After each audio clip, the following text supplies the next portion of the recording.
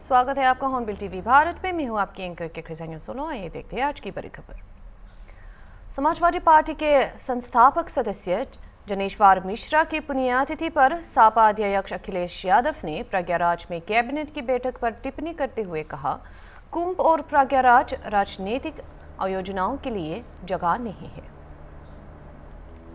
कुंभ और प्रयागराज वो स्थान नहीं है जहां पर राजनीति और राजनीतिक कार्यक्रम और फैसले लिए जाएं। कैबिनेट ही पॉलिटिकल है सर। कल जो ज्वाइंट पार्लियामेंट और कुंभ के स्थान पर कैबिनेट करना ये पॉलिटिकल है और पॉलिटिकल संदेश देना चाहते हैं वो लोग। सर, ज्वाइंट पार्लियामेंट्री कमेटी कब वहां स्नान करेंगे? समाजवादी पार्टी के लोग मन से और आस्था है उनको। हम में से बहुत सारे लोग हैं जो गंगा स्नान कराए होंगे, उन्होंने तस्वीर भी नहीं डाली होगी, कहीं भी ना आपको बताया होगा। महाकुंभ में सातों तपस्वियों और तीर्थयात्रियों की चल रही आध्यात्मिक प्रथाएं विभिन्न संस्कृतियों, परंपराओं और विश्वासों के मिश्रण को दर्शाता है। सबसे बड़ी प्रशंसा उत्तर प्रदेश के मुख्यमंत्री योगी आदित्यनाथ की गई और जिन्होंने साधुओं और योगियों को प्रसन्न किया है। श्रृंगेरी आश्रम के महंत ने कहा कि योगी आदित्यनाथ स्वयं योगी होने के नाते साधुओं की ज़रूरतों को समझते हैं और व्यक्तिगत रूप से सभी से मिलते रहते हैं। उन्होंने मौनी अमावस्या पर भी अपने विचार साझा किए। भैरव काली का पूता सदा रहे मदवाला, गलमंडन की माला, काल भैरव कपला केस, कानन कुंडल भगवा बेस, तिरपतर 64 जोगनी लिए साथ, आसमाई आसमाई पास माई पास माई, पीड़ा पीड़ा राजा बैठा गादी बैठा, राजा को बना कुकड़ा प्रजा को बना गुलाम, शब्द सांचा ब्रह्मांड कांचा, फुरे मंद भैरव की बाचा, जय भैरव काली का पूता। महाराज जी, कुंभ का महत्व क्या है और जिस तरह से भी आपने बात की और बताया कि प्रशासनिक स्तर पे कहीं ना कहीं कुछ कमी नजर आ रही, क्या कुछ कुंभ की तैयारियां और क्या ऋषियों और मुनियों को, साधुओं को किस तरह की व्यवस्था मिल रही है?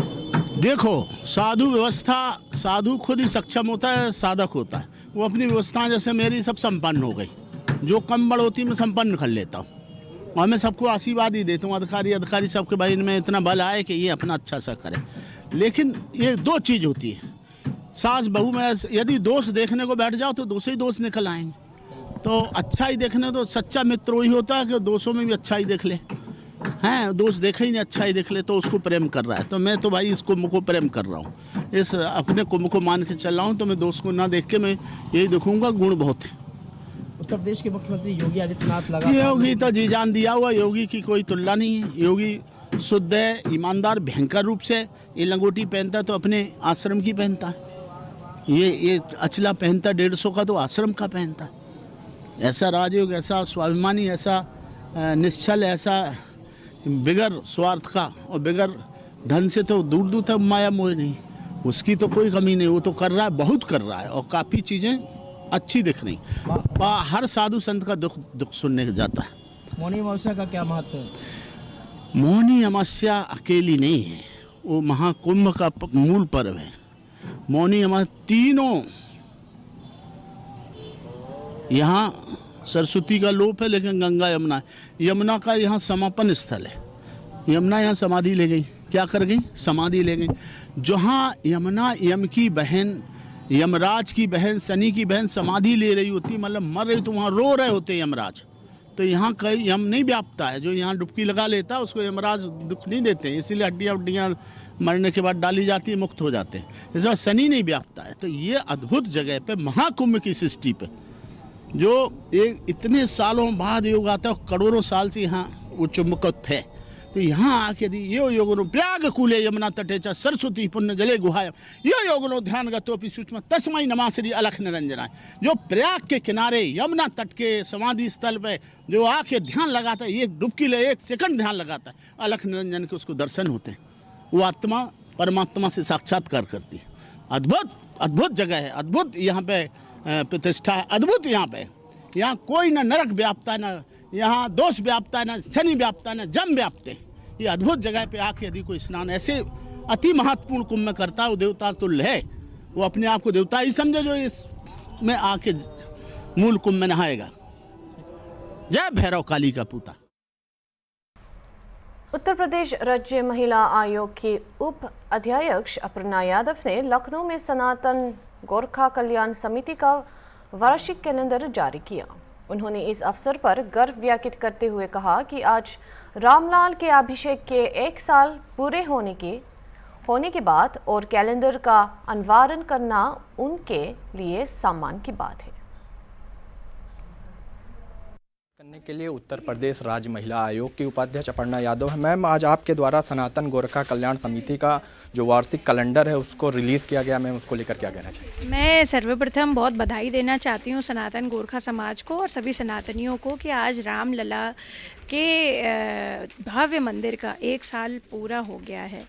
और ये अपेक्षित बहुत था हम सभी सनातनियों से कि भाई हमारा कब मंदिर बनेगा, कब होगा रामलला का प्राण प्रतिष्ठा।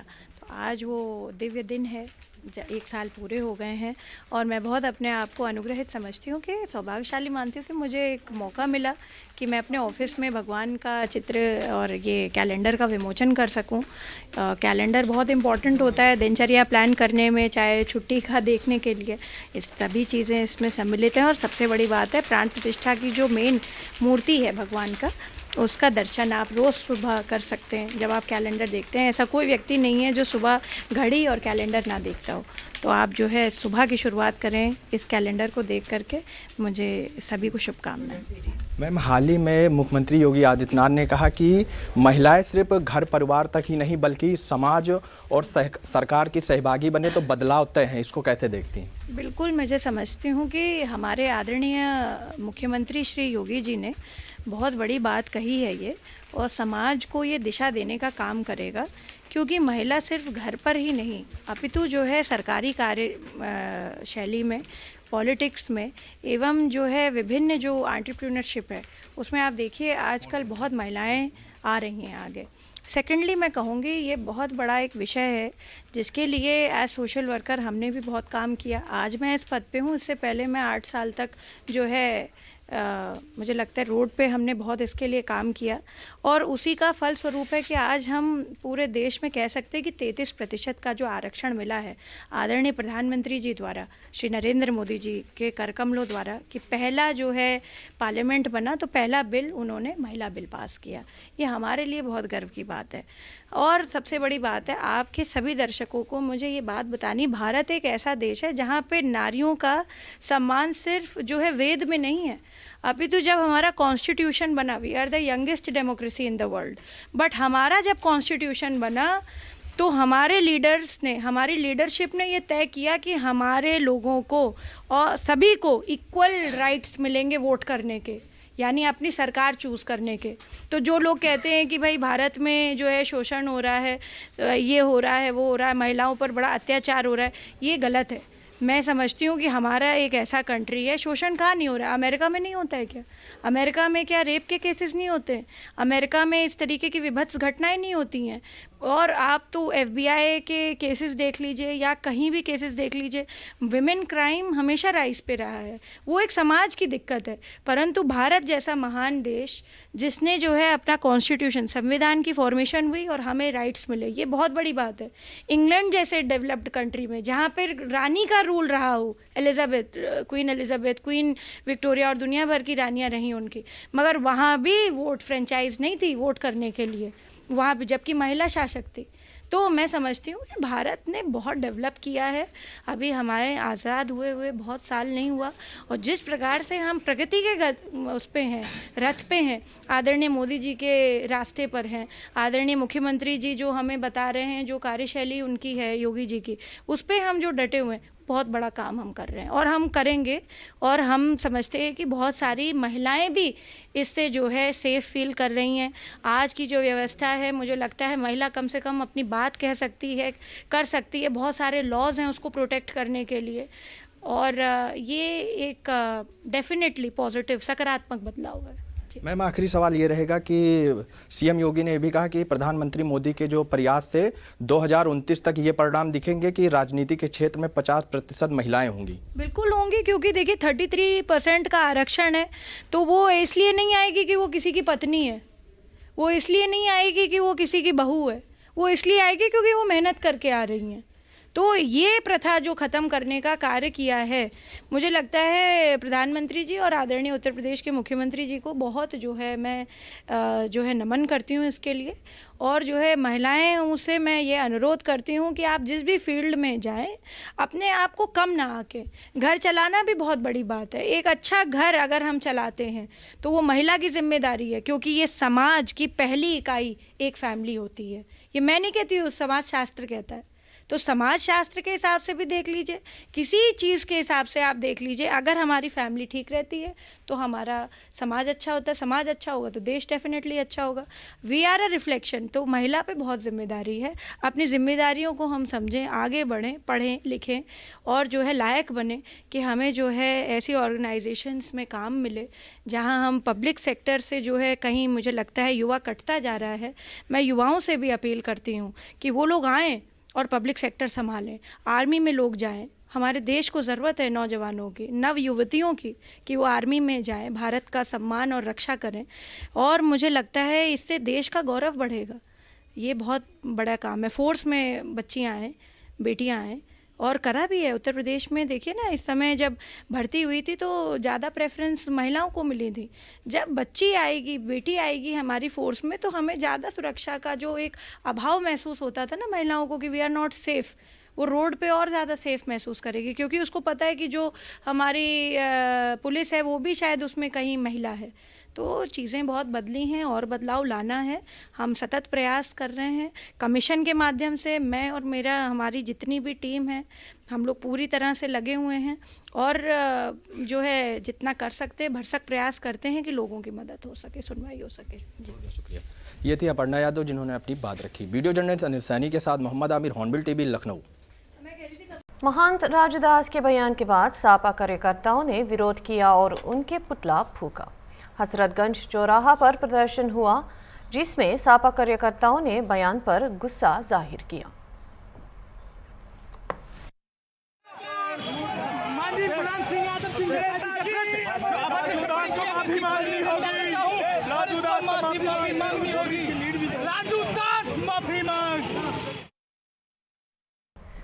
महाकुंभ में सुरक्षा व्यवस्था की वहां रहने वाले संतों ने प्रशंसा की है कि भीमाकुंड छतरपुर आश्रम के महंत शंकर शाह आचार्य ने बताया कि पहली बार किसी मुख्यमंत्री ने संतों के शिविरों का दौरा किया।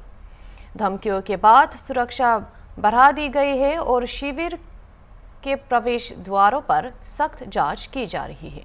शिविर वाचितों के लिए मुफ्त चिकित्सा उपचार भी प्रदान करता है और महंत का दावा है कि मौनी अमावस्या पर डुबकी लगाने से सभी समस्याओं का समाधान हो जाएगी। जी, हमारा नाम शंकरशणाचार्य है, रामानुज संप्रदाय से हैं। हमारा आश्रम विश्व प्रसिद्ध पर्यटक स्थल भीमकुंड छतरपुर ज़िले में है। तो मैं वहाँ से आकर के यहाँ पर धर्म प्रचार शिविर लगाया। यहाँ पर एक मास पर्यंत यज्ञ, भंडारा, भागवत कथा, राम कथा, नेत्र शिविर, कान का शिविर और हेल्थ केयर शिविर। किसी को पैसा नहीं होता है तो कम से कम उनको ज़रूरतमंदों को चश्मा मिल जाता है। जिनको भगवान की कथा सुननी है तो कान की मशीन प्राप्त हो जाती है। तो ये सारी व्यवस्थाएं हमारे द्वारा यहाँ संचालित होती हैं गतिविधियाँ। उत्तर प्रदेश सरकार लगातार इस आयोजन को कर रही है, लगातार इस आयोजन को लेकर मुख्यमंत्री योगी आदित्यनाथ संजीदा है। लगातार वो संतों के बीच में जा रहे हैं, साधुओं के बीच में जा रहे हैं, अखाड़ों में जा रहे हैं। तो क्या लगता है कि उनकी इस पहल को लेकर के आप क्या कहेंगे? देखिए, उत्तर प्रदेश सरकार के जो मुखिया हैं आदरणीय योगी आदित्यनाथ जी, आज तक का रिकॉर्ड है कोई भी मुख्यमंत्री संतों के बीच में आकर के संतों की समस्या को नहीं सुना। प्रशासन का इसके पूर्व बड़ा मनमाना रहा, मगर जब से उत्तर प्रदेश सरकार बीजेपी की सरकार है योगी आदित्यनाथ की, तो प्रशासन तो चौकन्ना है ही, मगर बाबा खुद जा कर के हर शिविर जा कर के सभी संतों से पूछते हैं और सारी व्यवस्था उनके द्वारा यहाँ संचालित हैं। चाहे रोड हो, चाहे नल हो, चाहे बिजली हो, चाहे खाद्य सामग्री हो, सारी व्यवस्था सुचारू रूप से चल रही है।